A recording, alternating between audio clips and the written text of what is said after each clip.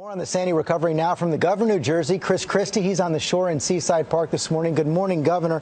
1 year out, at least 26,000 people in your state are still out of their homes. That's not good enough, is it? Well, listen, George, we have made incredible progress in the last year. When you think about the fact that 346,000 homes were severely damaged or destroyed, we've made great progress. But, you're right. The fact is that these are problems when people still aren't back in their homes. But we warned of this way back when.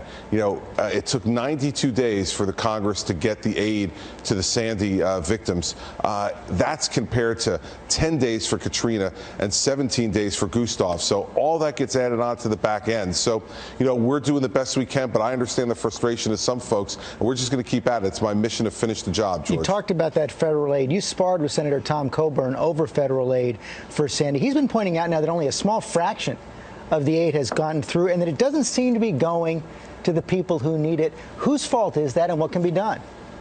Well, first off, I disagree with the premise, George. Over $8 billion of federal aid has already been distributed in New Jersey and distributed to some of the most needy people. And when you think about the fact that of the 40,000 people who were driven from their homes, nearly 30,000 of them have already gotten direct federal aid into their pockets. I just disagree with the premise. But part of it, too, if Senator Coburn's concerned about it, is the endless federal regulation that's put on this money. The red tape is extraordinary in terms of some of these programs. And so if he's concerned about it, he's the guy down in Washington. He should help to try to fix it. Let me ask you about another story in the news today, this whole controversy over the NSA surveillance programs. You've been broadly supportive of the programs, but now there's this question of whether or not the program should have extended to the spying on foreign leaders. Do you support that?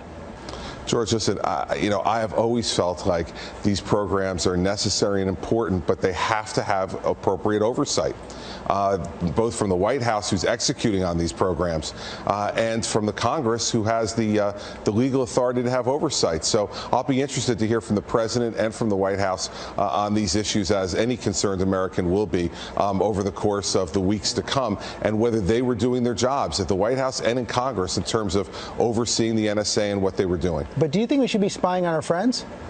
George, listen, I'm not in any position to make those judgments sitting here as the governor of New Jersey. What I'm focused on today is trying to continue the mission we have here, the second worst natural disaster in the history of our country, and trying to bring our state back. Finally, you're up for re-election next week. If you win, are you committed to serving out your full term?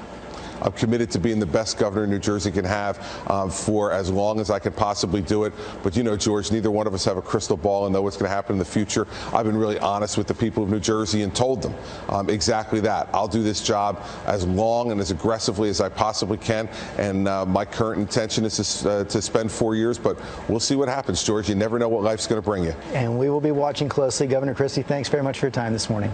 George, thank you for the time. I appreciate it. I guess you could say the door is open. Well, your expression said it all when he was responding to that. You're right about that, George.